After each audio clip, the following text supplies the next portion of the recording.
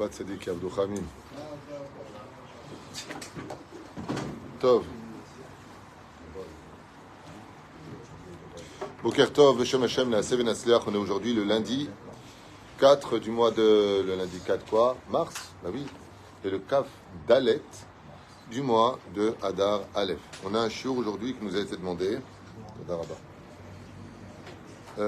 Pour un sujet, donc plusieurs shiurim aujourd'hui. Quels sont les niveaux différents donc, du Gan Eden et qu'est-ce qu'on fait au Gan Eden? Je n'en sais rien. Je ne me rappelle pas. On est tous des réincarnations. Qu'est-ce qu'on fait là-bas, professeur, au Gan Eden? Il y en a qui pensent qu'il y a 72 vierges, il y en a d'autres qui pensent qu'on est aux Tuileries. Hein? Hein? On a quoi? J'ai entendu qu'il y avait une vierge de 72 ans. Il y en a qui disent qu'il y a une vierge de 72 ans.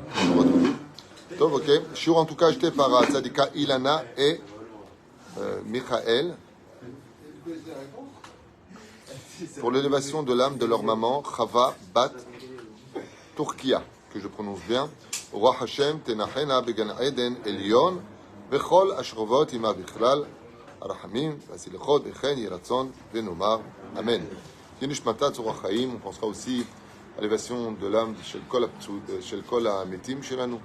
רפואה שלמה pour tous les פצועים והחולים, ישועות ונחמות לכל עם ישראל, בעזרת השם יתברך. Et on va essayer de tête comme ça, plus ou moins, de rappeler quelles sont effectivement les conditions du Gan Eden. Alors, déjà, il y a une chose à faire comme différence qui est importante, c'est que le Gan Eden est une station qui mène à Olam Haba. Le Olam Haba, c'est le dévoilement de Dieu qui se passe sur terre avec la résurrection des morts, tandis que le Gan Eden est un lieu de transition jusqu'à ce qu'on vienne tous au Olam Haba. En tout cas, c'est une des explications qui est donnée. Il y en a qui disent que le Olam Haba Ishtalev ima Gan Eden. Alors, à propos du Gan Eden, il faut savoir qu'il y a 7 Ma'adurei Gan Eden, tout comme il y a Shiva Ma'adurei Gehinam. Il y a 7 paliers, 7 niveaux de Gan Eden et il y a 7 niveaux de Gehinam. Chaque niveau d'une personne, quand elle part de ce monde, par exemple celui qui faisait du Lashon Hara constamment sur terre, les gens qui se plaignent tout le temps des uns et des autres et qui critiquent, et ceux qui sont donc tous les PN en d'autres termes, eux ils sont au 5e niveau du Gehinam. Le 7e niveau est le pire de tous. Mais il y a encore un niveau en dessous du Gehinam qu'on appelle Tartit HaGehinam, Tartit Sheol, comme ça dit le Kav HaYashar. Et là-bas, qu'est-ce qui se trouve là-bas? Toutes les personnes qui jurent toute la journée sur la Torah, eux ils sont au-dessous du dernier palier qui se trouve en dessous du 7e palier du Gehinam, collé à des souffrances sans mesure. C'est pour ça que dans les 10 commandements, il y a marqué qu'il ne s'en sortira pas comme ça celui qui jure. Donc le fait de jurer, j'en reprofite pour le dire, quoi qu'on ait déjà fait un shiur de 2 semaines sur le sujet, Mamash, qui est considéré comme étant un extrêmement grave péché, on ne jure jamais. Assourd de dire sur la Torah, sur les 10 commandements, sur la tête, sur le cul, assourd de dire ça. Et en général, ceux qui jurent sont de grands menteurs, parce qu'ils ont besoin de jurer pour qu'on les croie. C'est que vraiment, ils n'ont pas une bonne pile. Mais la reine, de l'autre côté, il y a des niveaux, comme le 7e palier du Gan Eden. Qu'est-ce que c'est le 7e palier du Gan Eden? C'est quand on meurt d'un Kiddush Hashem, par exemple. On sait que Moshe est monté au 5e palier du Gan Eden. Comme ça, j'avais lu, 5e palier, parce qu'il n'est pas rentré en Israël. Hein? Il y a quoi? Ah, et 5e, il est une, la Torah est une. Pas mal. Hein? Adam Arishon était dans le 7e. Et à chaque fois, tac, dégradation, lui a été renvoyé carrément de tous les Gan Eden. Mais moi, de mon étude, Adam Arishon, c'est une bonne question une fois de plus. Il y a marqué, il y a la taille d'Adam Arishon. Qu'est-ce qu'on a à faire de savoir qu'il faisait 100 mètres, 300 mètres, 1 kilomètre? C'est une façon de nous dire qu'en réalité, Adam Arishon avait les pieds sur le premier palier du Gan Eden et sa tête arrivait au 7e palier. Il remplissait tous les Gan Eden. Et étant donné qu'on a fauté, maintenant, il faut mériter, par le biais des mitzvot, chaque palier du Gan Eden.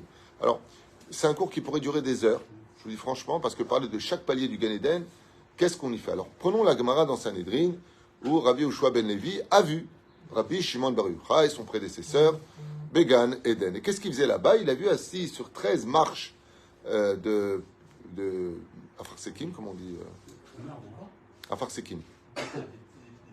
Oui, des pêches. Des fois, de pêche comme ça, ça sentait la pêche, ça sent bon. Déjà, on apprend qu'au Gan Eden, on a la pêche, ça fait plaisir, sans faire de jeu de mots. Sans péché. Ou sans péché de quoi? Ah, sans péché. Ah, pas mal, professeur, il se lâche. Mais on ne peut pas se l'empêcher. Baruch Hashem, il y en a qui se lâchent ici. Pour se lâcher, c'est les toilettes derrière. Oufren, qu'est-ce qu'il faisait? Il étudiait la Torah. Ça veut dire qu'on nous apprend qu'au Gan Eden, on étudie la Torah. Encore une histoire de cet enfant qui avait malheureusement perdu son papa. Et son papa était un Amaharet. Qu'est-ce qu'on appelle un homme pauvre sur terre, ou une femme pauvre? Ce n'est pas la quantité d'argent qu'il a chez lui, à un tel point que la halakha, comme l'a expliqué Maran Rav Ovadia Yosef, que nous avons le droit, le devoir, l'obligation de respecter les rabbanim, les personnes âgées, les kohanim, il y a des statuts, et aussi une personne qui est riche. Ça veut dire quoi, il est riche? Parce qu'il a de l'argent, alors on doit plus se respecter. Maran, Rav Ovadia Yosef, Posek, non, pas il est multimilliardaire en banque, c'est pas ça qu'on respecte. Si avec son argent il soutient la Torah, il est l'homme des Torah, alors tu as l'obligation de le respecter. Mais s'il a de l'argent et qu'il ne fait rien avec Ulo Marzik Betorah, il n'y a aucune mitzvah de respecter un multimilliardaire plus qu'un autre. Mais par contre, s'il fait vivre la Torah, grâce à la Torah, c'est la Torah qui te porte. Comme on avait avec les Lévi'im qui portaient l'arche d'alliance. Après, on dit, mais c'est pas lourd de porter l'arche d'alliance, c'est elle qui nous porte. Nos pieds se lèvent. Pourquoi? Parce que la Torah, elle te porte. Okay? Mais la reine. Beaucoup de gens qui font de la Torah, parfois, ils subviennent à la Torah, mais on n'est pas au courant. Et ils le font discrètement. Ça aussi. Vadaï, c'est un grand niveau. Mais un multimilliardaire qui a les moyens de créer une yeshiva, et qui a, par exemple, tu le vois, ils annulent dans les yeshivot où tu en as qui va construire une aile, il va donner 2 millions de dollars. Quand il vient, tout le monde prépare un très grand repas en son honneur, et tous les rabbinim viennent, et tout le monde le bénit, et c'est normal. Zakarat Tatov. Pourquoi? Parce qu'il a un mérite extraordinaire, où à partir du moment où tu participes à un endroit où la Torah va être divulguée, toutes les mitzvot qui se feront là-bas sont aussi pour toi. Et ça, c'est quelque chose qui mérite toute notre attention et notre respect. D'accord? Donc, qu'est-ce qu'il a, ce garçon? Miskin, il a son père qui est décédé et qui était un pauvre, un vrai pauvre, comme ça marquait Yohanim Bene Betecha, que les pauvres soient dans ta demeure. Qui sont les pauvres dont on parle? Pas celui simplement qui n'a pas de quoi manger. Ça peut être un homme qui a une villa plus belle que la tienne. On parle d'une personne qui n'a pas de Torah. Lui, il est appelé le pauvre. Même s'il a 1000 maisons sur terre, 1000 galères d'or, même s'il a ce qu'il a. Il est appelé dans le monde d'en haut, il n'est même pas connu. Personne ne sait qui c'est. Et on appelle ça un SDF. Il n'a rien. Lama, qui est le clou. Et son père, c'est un homme qui a travaillé très dur dans le charbon. Très dur. Il n'a jamais été ni religieux, ni appris la Torah, ni rien du tout. Et son fils, par contre, il a fait tchouva. Et quand il a fait tchouva, il a décidé, avec l'autorisation de sa mère, de rentrer en yeshiva. Et quand il est rentré en yeshiva, pour la première fois de sa vie, il a commencé à étudier la Torah. Et voilà que il se heurte à une situation dans la Gemara où il ne comprend rien du tout. C'est très dur. Quand tu ne connais pas, au début, les premiers pas sont difficiles, demandent beaucoup d'efforts. Et il s'endort sur sa Gemara. Et qui vient le voir dans les rêves? Son père. Son père qui est décédé vient le voir dans les rêves. Et il le voit comme ça dans une lumière impressionnante.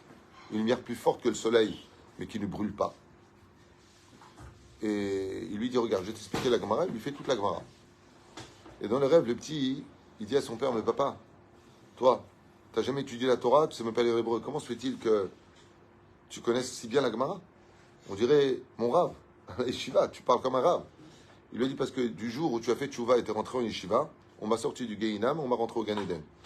Et au Gan Eden, ce que toi tu vas mettre en 10 ans à apprendre ici, là-bas, dans l'espace où le temps n'existe pas, on l'apprend de façon évidente. Ça veut dire que la Torah redevient gravée en toi. Ce qui fait qu'au Gan Eden, qu'est-ce qu'on apprend de cette histoire? Eh bien, on étudie la Torah. Donc, on étudie la Torah sur terre et on étudie la Torah en haut. Seulement, la différence qu'il y a, c'est que vous allez me dire, attends, c'est quoi le Gan Eden? Il y a plusieurs degrés. Vous avez remarqué que tout à l'heure, pour la maman pour lequel on fait ce shiur, on a dit les Gan Eden à Elion. Et ça veut dire qu'il y a un Gan Eden à Tarton. Ce que les gens ne savent pas, peut-être pas, c'est qu'il y a 7 paliers du Gan Eden en haut, mais il y a aussi 7 paliers du Gan Eden en bas. Et aussi en bas. Et le Gan Eden d'en bas, par contre, on en parle beaucoup. Même dans Melachim, avec le roi Salomon, on a beaucoup de sujets de Midrashim très nombreux. Au Tzaragadot Torah, on a fait un cours sur ça il y a 15 ans en arrière, sur le Gan Eden à Tarton, qui ressemble beaucoup à ce qu'on a sur Terre. Ça veut dire on parle là-bas de vergers, on parle de prairies, on parle de choses qui sont avec des couleurs qu'on ne connaît pas, des odeurs qu'on ne connaît pas, qui dépassent de très, très, très, très, très loin, très, très, très loin, l'imagination humaine. Pour vous donner un petit exemple, je ne me rappelle plus qui c'est qui était monté au Gan Eden avec son manteau. Oui, j'ai oublié son nom. Ça va me revenir. J'ai un problème avec les prénoms, vous le savez. J'ai les noms. Si tu me donnes les noms, je me rappelle. Mais là, je ne me rappelle pas. Puis Kissour, il est monté de corps et d'âme au Gan Eden pour voir quelle place il avait là-bas. Pas Rabbi Yoshua ben Levi qui est resté au Gan Eden. Pas lui. Un autre qui est rentré là-bas. Et quand il est revenu, son manteau, il a touché un peu les... Ça raccole son manteau. Il a touché un petit peu les fleurs du Gan Eden. À Tarton. D'accord. Et quand il est revenu sur Terre, tout le monde voulait aller acheter son manteau. Tout le monde voulait absolument acheter son manteau. Pourquoi? Parce que l'odeur qui s'en dégageait redonnait vie à toutes les personnes tristes. Tu perdais la tristesse. Celui qui était malade, il retrouvait l'envie de vivre. Ce qui fait que là-bas, il y a des odeurs dans ce Gan Eden dont on parle, où le bonheur est déjà absolu, tellement le bien-être est au summum de tout ce qu'un homme pourrait connaître sur Terre. À tel point que les Chachamim nous disent que de rentrer au Gan Eden, ne serait-ce qu'un ami à moi qui est décédé clinique et qui est rentré là-bas, il est parti voir ce que c'était là-bas. Il m'a dit, je suis prêt de sa bouche. Je suis prêt à souffrir toutes les souffrances du monde sur Terre, toutes les souffrances du monde sur Terre, pour 1 minute là où j'ai été. 1 minute. C'est un ami qui s'appelle Moshe. Il est décédé, c'est un non religieux du tout. Il est décédé d'un accident de la route. Il est revenu 6 heures après à la vie. Alors, je l'avais amené ici une fois. Et il m'a dit de sa bouche. Il m'a dit, écoute, ce que j'ai vu, c'est cet endroit où j'ai été, mais donne-moi toutes les souffrances du monde, les maladies du monde, laisse-moi 120 ans de souffrir. Juste 1 minute, pas je retourne, 1 minute. Et je lui ai dit un jour, alors qu'il était tombé fou amoureux d'une femme qui lui était interdite, je dis, ça n'a pas été dur pour toi. Il me dit, à chaque fois que je me rappelle où j'étais, il n'y a rien qui est dur. C'est-à-dire que, et encore, c'est Gan Eden à Tarton, c'est pas là-haut. Azma Evdel, quelle différence y a-t-il entre le Gan Eden d'en bas et le Gan Eden d'en haut? Sur ce, il n'y a pas de marloquette. Le Gan Eden d'en bas est dépendant du Chotem. Le Gan Eden d'en haut, il est dépendant des yeux. C'est-à-dire, qu'est-ce qu'on fait dans le Gan Eden d'en bas? On est dans un endroit qui ressemblerait plus ou moins de façon symbolique à tout ce qu'on vit sur Terre, de ce qu'il y a de plus beau, des lacs, des ceci et des cela, des montagnes, des trucs de fou. Dans la beauté est parfaite, dans une harmonie où la souffrance n'existe pas du tout, le manque n'existe pas, l'amour est au summum de tout. C'est un endroit où Behemet, un endroit où la notion de solitude, d'inquiétude, d'angoisse, il n'y a pas. Tu es dans un monde, mamash, où tu te déplaces, tu n'as pas de pied, à ta chaille, tu rencontres ce que tu as le plus aimé. Et surtout, ce que tu ressens, c'est la présence divine. Et ça, c'est quelque chose qui est inexplicable, qui l'aura à Elohim Zulatecha. Ce Gan Eden à Tarton, on pourrait poser la question, à quoi il sert? Mais si un Gan Eden à Elion, alors à quoi il sert celui-là? Chazal nous disent que toutes les personnes, aussi grandes soient-elles comme Moshe Rabbeinu ou même Bichlal, Yosef Hatzadik, Yaakov, Avraham, Yitzhak, Yaakov. D'ailleurs, le Midrash, il parle de la mort d'Avraham à 175 ans, qui a dit, moi je veux bien monter directement au Gan Eden à Elion. On lui dit, non, tu peux pas. Pourquoi? Parce que le Gan Eden à Elion, il est tellement plus grand et plus kiffant que le Gan Eden à Tarton. Donc là, comment c'est? I don't know. C'est-à-dire, si, je pourrais vous dire 2 mots de ce que j'ai étudié, mais je ne peux pas les inventer. Ok? Que le Gan Eden à Tarton, tu es obligé de le vivre. Et pourquoi il ressemble au monde d'en bas? Alors que quand je dis qu'il ressemble au monde d'en bas, ça n'a rien à voir. Les couleurs n'ont rien à voir, les odeurs n'ont rien à voir. On parle de choses qui sont vraiment très ésotériques. Là-bas, il n'y a pas de corps, il n'y a pas de manger, il n'y a pas de boire. Et rien de tout ça. C'est un monde de plénitude où la personne, la seule chose qui l'angoisse, selon ce qui est marqué dans la Gemara, c'est qu'il a les boules pour l'éternité. Il dit quoi? C'est ça pour le peu de misotes que j'ai fait, le salaire pour l'éternité? Mais je suis un fou. Il pleure. Il pleure. Regarde, je vais vous montrer ce que c'est marqué. Donne-moi, voilà, celui-là, donne-moi ça. Regardez, je vais vous montrer simplement ce qu'écrit le roi David. Pas moi, hein. Le roi David. Regardez ce qu'il écrit à propos du Gan Eden. Un truc de fou. Nous sommes dans le Tehillim 119. La lettre tête. Je vous le lis à voix haute. Vous allez kiffer votre race, comme disait l'autre. Ah, t'as vu le Rav Tutu, il a dit votre race. Un enfant un jour qui a dit ça. Rien que pour lui, je le dis, Ndour Aliane. Trop Hamoud. Alors, Boni Kanes. Alors ici, le roi David, il dit dans Tovli Torat Pichama Feza Vachasef, Si un homme savait ce qu'est la lumière de la Torah, Tov li Torah picha, est préférable à Torah d'Hachem de sa bouche que tout l'or et l'argent, que tout l'or et l'argent du monde. Rien ne peut valoir une telle richesse. Alors attendez juste un instant. Toujours pareil, quand tu cherches, tu ne trouves pas. Hazakou Baruch. Je vais vous lire ce qui a marqué. Si je le trouve.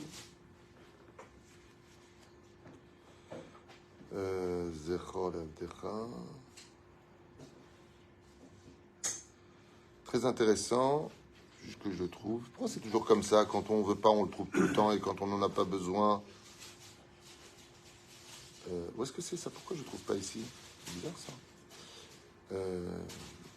Ok. Soyez patient.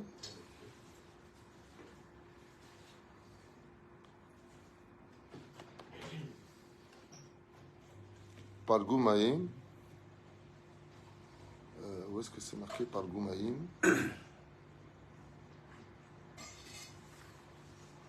Ah, ya Rabbi. Où est-ce que c'est marqué? Où est-ce que c'est marqué? Bon, j'étais sûr qu'il était marqué là. Le Covid-19 m'a joué des tours au niveau de la mémoire. C'est impressionnant. D'habitude, j'avais une super mémoire, mais là... Oh, je l'ai trouvé. C'est la tête P, Yatikouijik. Pas tête. C'est dans le 119, oui, mais c'est la tête, la lettre P. Ok. Regardez ce qu'il y a marqué. Par exemple, Parge Ma'im Yardo Enai. Des torrents de larmes se sont versés de mes yeux. Ad Alma Al Lo Shamru Toratecha. Parce que je n'ai pas gardé ta Torah. Comme ça dit le roi David, Télim 119, lettre P et non pas tête. Je vous le relis. Palgem ma'im yardo enai. Des torrents de larmes se versent. Pourquoi? Allo shamru Torah Tera, parce que j'ai pas gardé ta Torah. J'ai raté des mitzvot. Et dans le monde d'en haut, on te donne un Gan Eden à la mesure de la valeur de tes mitzvot. Exactement comme sur terre.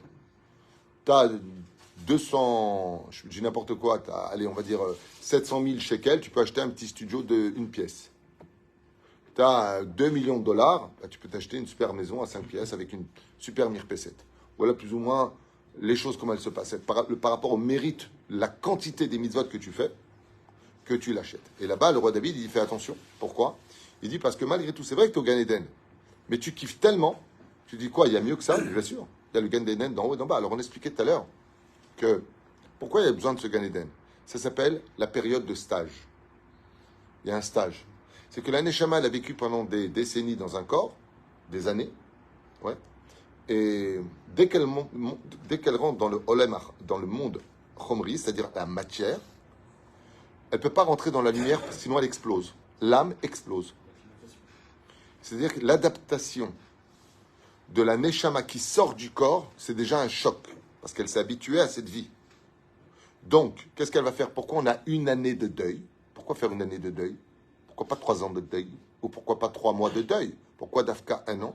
Parce que la Neshama, pendant la première année, si elle est méritante, qu'elle ne doit pas payer de dette, qu'elle a demandé pardon à tout le monde, qu'elle a été humble, qu'elle a des mitzvot dans les mains, elle va dans une ambiance exceptionnelle, dit le Zohar HaKadosh. Les anges, dès qu'elle sort du corps, au lieu d'avoir peur, c'est ce que dit le Zohar, pendant que lui il décède ou elle décède, tout le monde pleure, mais lui rigole. Ça dépend de qui on parle du tzaddik. Pourquoi? Parce que tous les anges qu'il a créés viennent l'accueillir dans des chants d'allégresse incommensurables. Imaginez un honneur, vous avez déjà vu les enfants quand on leur fait un anniversaire, ils ont 3 ans comme ça, presque ils s'évanouissent. Il y a eu plusieurs vidéos comme ça qui ont été filmées, où vous voyez les enfants qui s'évanouissent tellement ils sont... ou alors, carrément, pendant la remise des Césars, des fois, il y a quelqu'un qui vient honorer une personne précise, et tu vois pleurer d'émotion, ou la maman qui... Tout le monde la regarde parce que son fils, il a tellement bien lu la Torah, une éducation parfaite, elle a les larmes aux yeux d'émotion. Ça, c'est la rigolade à côté de l'émotion qu'une Neshama ressent quand elle part de ce monde, de voir tellement d'anges qui se prosternent devant cette personne, cette Neshama, des milliards d'anges, parce qu'elle a fait du bien, parce que ceci, parce que cela. Imagine une femme avec son kissou, qui était tsnoua, qui ne s'est pas laissé influencer par qui que ce soit, qui est resté mama sur le chemin.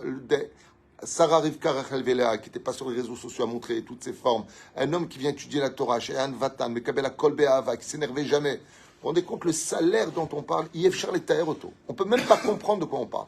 Ces anges-là viennent le prendre et l'emmènent dans un monde de félicité, d'une lumière tellement puissante que ça ressemblerait à un enfant, je dirais comme ça, de façon très imagée, hein, ce que je veux dire, c'est une image. Ça ressemblerait à un enfant qu'on a déposé au GAN la première journée. Donc il a une ramme qui fait metomèche et qui y voit l'amour de sa vie, sa mère. Et sa mère, qu'est-ce qu'elle passe? Non seulement elle vient le prendre du GAN, mais avec des cadeaux, tout ce que l'enfant rêvait d'avoir, elle l'a. Comment il est l'enfant? Il pleure, mais de quoi il pleure? Il se sent libéré, il se sent heureux et surtout il se sent aimé. T'es venu me chercher. Quelqu'un qui n'était pas dans la Torah, il a la même chose qu'il vient de chercher, par contre dans la totale obscurité, et c'est Babaou qui vient le prendre. Je veux mon gâteau d'anniversaire. Il y avait un film d'horreur quand j'étais petit. Comme ça. Si c'est un Tunisien, le pauvre, ça y est, tu es venu. Comme ça, tu es venu. Tu es là. La reine. Comme ça, c'est marqué dans Zohar Kadosh, les anges chantent devant lui. Par exemple, pour le port du tzitzit, celui qui porte un tzitzit katan, son salaire, il y a une mahloquette de savoir combien d'anges viennent le prendre. Shla Kadosh, il dit, je crois, 26 000. 26 000 anges. Parce qu'il portait le tzitzit katan. Qui chantent, pas qui chantent comme tu connais les concerts. Non. Pas comme Stevie Wonder et Ray Charles. Non, ils ne pouvaient pas nous voir. C'est un jeu de mots, ils ne pouvaient pas nous voir. Encore, parce que toi, tu es un peu long. Hein. Donc, pas comme ça. C'est... Ouais, j'aurais pu dire Gérard Montagnier aussi. C'est un vrai retour. Non, vraiment, on parle de choses que... C'est tellement rempli d'émotions que la joie est tellement intense. Surtout qu'on lui dit, c'est pas n'importe quel chant. Béni sois-tu parmi nous, toi qui montes dans les sphères célestes, qui a été capable d'honorer le Créateur du monde. Et quand la personne prend conscience que Bémet, il n'a pas suivi les thèses des scientifiques qui n'arrêtent pas de dire que Dieu n'existe pas, quoi qu'ils font une grande teshuva aujourd'hui, mais qui a été dans la Torah et les mitzvot, waouh, waouh. Et on l'élève et on l'élève. Maintenant, le problème qu'il y a, c'est que c'est pas qu'on l'élève ou on ne l'élève pas, c'est qu'on est obligé de descendre. Et qu'est-ce qu'il fait? Il va descendre dans son Gan Eden selon son mérite. Premier niveau, deuxième niveau. Et la Gemara nous dit qu'il y a 7 portes sur terre pour le Gan Eden à Tarton, en bas, pour lesquelles on peut aller. Tout comme il y a 7 portes du Gehinam. C'est-à-dire qu'il y a 2 sortes de Gehinam aussi, il faut le savoir. Il y a un Gehinam spirituel que je souhaite à personne, mais il y a un Gehinam aussi qui est sur terre, comme on le voit avec Datan et Abiram, Korah, Bechol Adato, qui sont jetés du haut vers le bas. Et on peut même, si on devait creuser des kilomètres sous terre, je vous affirme qu'au niveau du magma, ça joue un rôle de Gehinam pour les âmes. Mais ça, c'est ce qu'on appelle le Gehinam à Tarton, d'en bas. Il y a un Gehinam qui est pire que celui d'en bas, celui qui est en haut. Ce que j'avais plus ou moins compris de l'étude, même si ça paraît un petit peu ambigu. En tout cas, le Gan Eden, El Mahloket Bézé.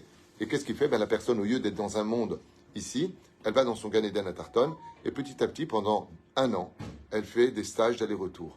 Elle monte vers la lumière d'en haut et elle redescend. Elle monte parce que la lumière d'en haut est tellement puissante, l'amour est tellement grand, qu'on va dire de façon imagée que le cœur du défunt ne pourrait pas le supporter. L'amour est tellement grand que notre Neshama s'évanouirait. Elle ne tiendrait pas. Tellement le salaire du Gan Eden à Elion est élevé. Tellement il est élevé. Alors qu'est-ce qu'on fait dans ce Gan Eden à Tarton? Eh bien, on y étudie la Torah, on rencontre les personnes qu'on a le plus aimées, on est dans un monde d'harmonie.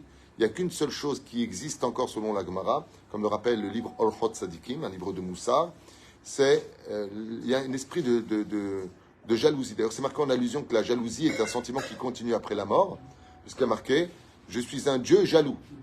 Puisque Dieu lui-même, il dit « Je suis jaloux ». Donc, mashma, que dans les mondes ésotériques, la jalousie existe. Et la Gemara nous dit « De quoi tu es jaloux ?» C'est toujours la même chose, ce que je vous ai dit, c'est que la personne est dans son Gan Eden, mais elle est dérangée par la lumière de celui qui avait un peu plus de mitzvot que lui qui était au-dessus. Et donc la lumière de l'autre, lui fait comprendre que sa lumière, elle est un peu ombragée. C'est comme quelqu'un qui avait l'habitude de vivre toute sa vie dans un endroit où il y avait une petite lampe, un peu chnana, un peu jaune comme ça, et il dit « Ah, j'ai de la lumière », il était heureux. Puis un jour, on lui montre ce que c'est la vraie lumière, on lui met un spot, il dit « Ah, c'était éteint chez moi, c'est trop sombre ». C'est exactement ce qu'il subit, et ça, par contre, il n'est pas content. Le Baal Shem Tov dit que ces âmes-là, des fois, quand elle ne supporte plus du tout cette situation, demande à redescendre sur terre, être réincarnée de façon moukbal, de façon limitée, pour pouvoir amasser encore un peu plus de mitzvot et avoir cette même lumière que celui qui est en Ken. Quelle est la nature du parfum que sentait Yitzhak quand il a senti L'odeur du Gan Eden. Le- À Tarton. Ben, absolument. C'est, encore une fois, là, tu rappelles un exemple. Il y a d'autres exemples qui ont été donnés. La fameuse histoire en Tchécoslovaquie de cette robe de curé qui, comment se fait-il qu'elle sentait le Gan Eden? Vous vous rappelez son histoire? Elle a raconté cette histoire qui est magnifique d'une soutane qui était chez un bedeau de synagogue, un gardien de synagogue, et qui s'était humilié pour ramasser de la tzedaka pour des familles nécessiteuses. Et une femme veuve avec son enfant qui était malade, il fallait acheter des médicaments, et il avait déjà fait 3 fois le tour de la ville, il n'avait pas la possibilité de ceci et cela. Et donc, la seule personne qui restait à aller voir, c'était un juif complètement renégat qui vivait dans le quartier non juif et qui était dans les cabarets avec les femmes, l'alcool. Il est parti le voir et il lui a dit, il faut absolument que tu aides, tu as une âme juive, des gens de ton peuple souffrent, toi tu as de gros moyens, aide-les. Et il lui a dit, bah voilà, si tu veux que je l'aide, je te propose une chose, va chercher la soutane, tu la mets sur toi, tu prends une cloche et tu fais tout le tour du quartier juif en disant qui veut donner de la tzedaka. Tout le monde est sorti, ils l'ont vu, il a été humilié, ils l'ont jeté des œufs, patati patata, avec Kitsour, il a été franchement humilié parce que patati, et il est revenu avec une soutane sur lui qui était donc complètement sale et remplie d'humiliation. Et il a pris l'argent, il a donné de bon cœur à cette veuve pour qu'elle achète ses médicaments. Comme ça raconte dans les livres Avatraïm. Et quand il a pris cette soutane, il l'a mis dans un placard chez lui. Et le temps de la laver et de la rendre, je ne sais pas exactement quel était le but. Mais il y a un tzaddik, comment il s'appelle ce tzaddik? Je crois que c'est le marchand, je ne me rappelle plus quel était ce grand tzaddik, qui est passé devant la synagogue et sorti l'odeur du Gan Eden. Il dit, c'est bizarre, moi je vais étudier au Gan Eden. Il y a des tzaddikim qui allaient étudier au Gan Eden, comme Rabbi Yoshua ben Levi. Et je sens l'odeur du Gan Eden. Et en réalité, l'humiliation qu'il a subie pour faire une tzedaka a apporté sur lui l'odeur du Gan Eden qui est dépendante du chotem, c'est-à-dire du nez. Donc, c'est pour ça qu'elle sentait l'odeur du Gan Eden. Parce qu'il a accepté ce genre de choses. D'ailleurs, vous savez que pourquoi on dit que celui qui se fait humilier en public et qui ne réagit pas, qui ne répond pas, qui n'en veut même pas à la personne, on lui pardonne toutes ses fautes, c'est parce que l'odeur du Gan Eden vient sur lui. Il y a des gens comme ça, vous allez les aimer pour ce qu'ils sont alors qu'on ne les connaît même pas. Ils ont quelque chose qui est très attirant. Je ne parle pas du manipulateur qui joue avec la psychologie des autres. Il y a des gens qui sont vraiment humbles, agréables. C'est parce qu'en réalité, de façon inconsciente, ils ont des odeurs de Gan Eden sur eux. Parce qu'ils ont été extrêmement humbles. Et plus tu es humble dans ce monde, et plus tu gagnes, sachez-le. Mais attention, on ne perd pas ton identité. Comme nous, Israël, qui passons notre temps à nous justifier, à montrer, à supplier. Non, non. Israël doit garder son identité, mais sois humble. La Hanava, c'est le passe-partout de tous les Gan Eden. Il y en a 7. Plus tu es humble, plus tu montes vers la sphère supérieure. Donc ces Gan Eden-là, qu'est-ce qu'on fait? On fait une chronique. On y étudie la Torah et on kiffe quoi? La vérité. La vérité est composée de réponses.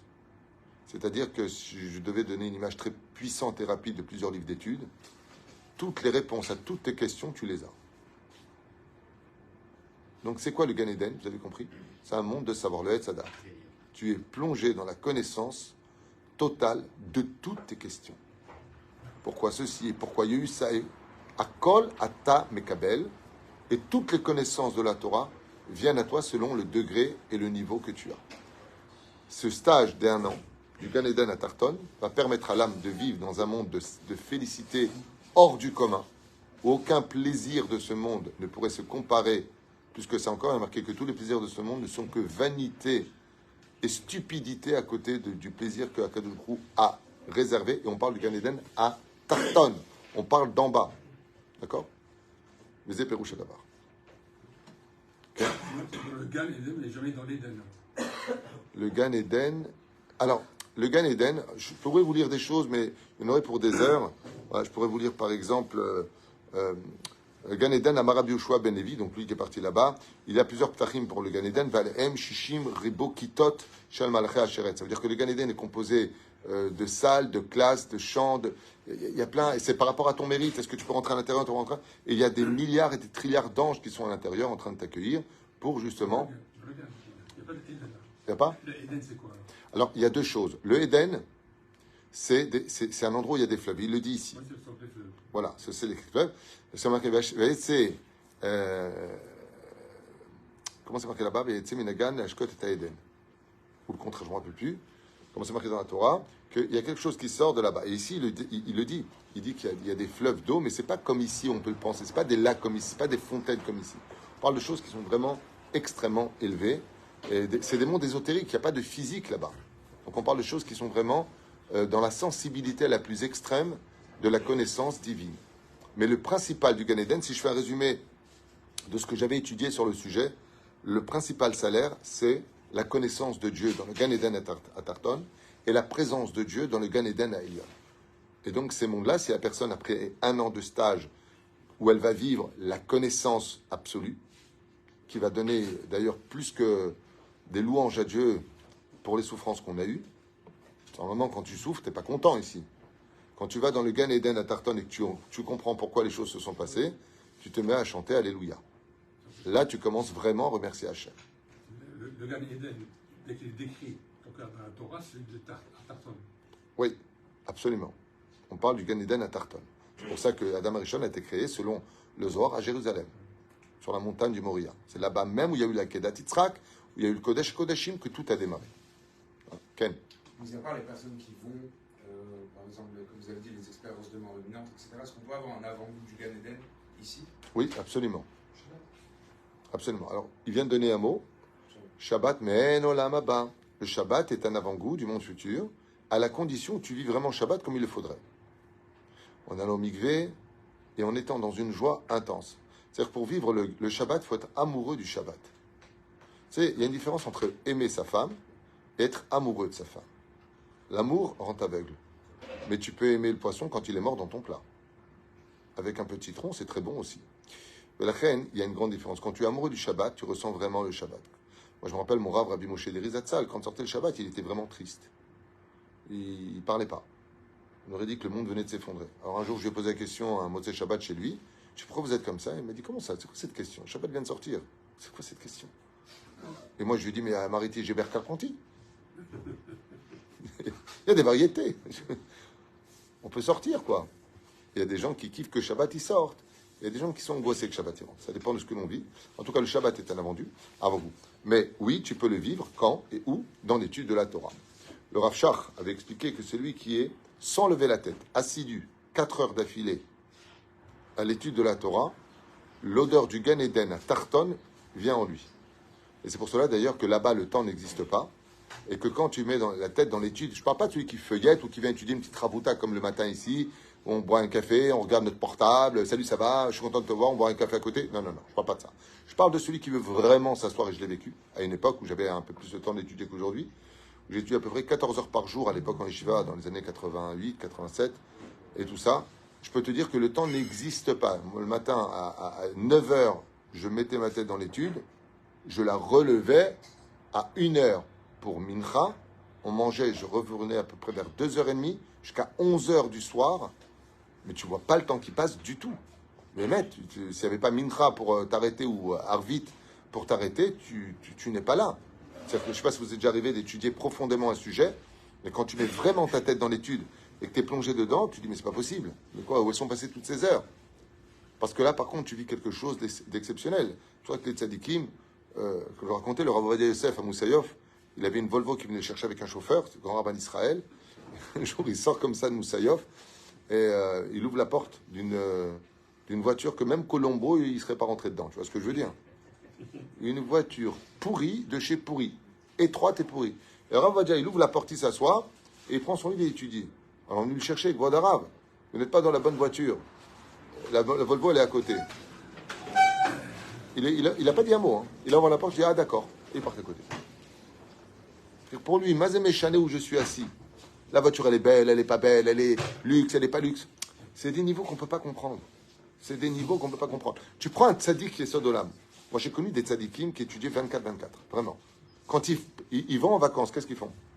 Ils étudient du matin au soir. Ils vont en vacances. Par exemple, à Yeshiva, je connaissais comme Asher Tzadik, c'était son nom, ça s'appelait Asher Tzadik. À 3h du matin, il me réveille, il me dit j'ai compris Tosot, viens, on va un Israélien. Viens, je lui dis je suis crevé là. Mais viens. Il me prenait par la main, qu'est-ce qu'il y a? Ça travaille. Il était tellement heureux, c'est-à-dire que quand tu es vraiment dans l'étude de la Torah, les problèmes de ce monde, non. Je vous donne un exemple, j'ai un copain à qui j'ai fait un shidour qui s'appelle Chaim. J'ai fait un shidour. Et il est revenu très peu de temps après. Et il m'a dit ah non, je peux pas, être trop belle. Je dis ben oui, c'est pas un défaut d'être belle, hein, quand même. Il m'a dit ah non, trop belle. Je dis Mazot Omeret. Il m'a dit elle est tellement belle que j'aurais pas l'étude à 100%. J'aurais tout le temps envie d'être près d'elle. Ça va me retarder de mon étude. C'est pas fort, c'est que il étudie tellement l'étude de la Torah le prend, que quand il a vu cette femme et il lui a dit ouvertement, il lui a dit écoutez, je suis désolé, vous êtes trop belle pour moi, je n'aurais pas la tête dans l'étude, j'aurais plus souvent envie d'être près de vous, vous êtes très trop attirante pour moi, je peux pas, moi je peux pas, je préfère une femme plus simple, il lui a dit. Je pourrais pas, j'ai besoin d'être concentré dans l'étude. Voilà. C'est des niveaux qu'on comprend pas, les maîtres. Moi, par exemple, ok. Les Tunisiens, on s'arrange toujours. Un peu la femme, un peu la Torah, un peu, tu vois, un peu chouette. Mais pour nous, c'est tout ça, la Torah. Et la reine, Zéperouche, alors pour lequel le Gan Eden et Tarton existent. Et ensuite, on monte dans le Gan Eden à Elion. Et là, par contre, où est-ce qu'on monte? C'est un monde qui est dépendant des yeux. Uniquement des yeux. Le Gan Eden à Elion, donc le jardin d'Éden des mondes supérieurs, lui n'est empreint que de lumière absolue. Et cette lumière s'appelle, elle a deux noms, on l'appelle l'amour absolu, mais pas l'amour qu'on connaît. C'est l'amour ou le bien-être. Je vous ai dit, pour y rentrer, il faut vivre un an de stage d'aller-retour. Mais une fois que tu es dedans, tu as aussi 7 paliers. Et dans ces 7 paliers, tu es Nehene Miziv Shechina. Alors, ce que je vais vous dire va paraître très choquant, parce qu'on se demande de quoi on parle. Mais il y a marqué que Akadosh Baruch Hu rentre dans le Gan Eden, dans ce monde de lumière, et il étudie avec les tzadikim.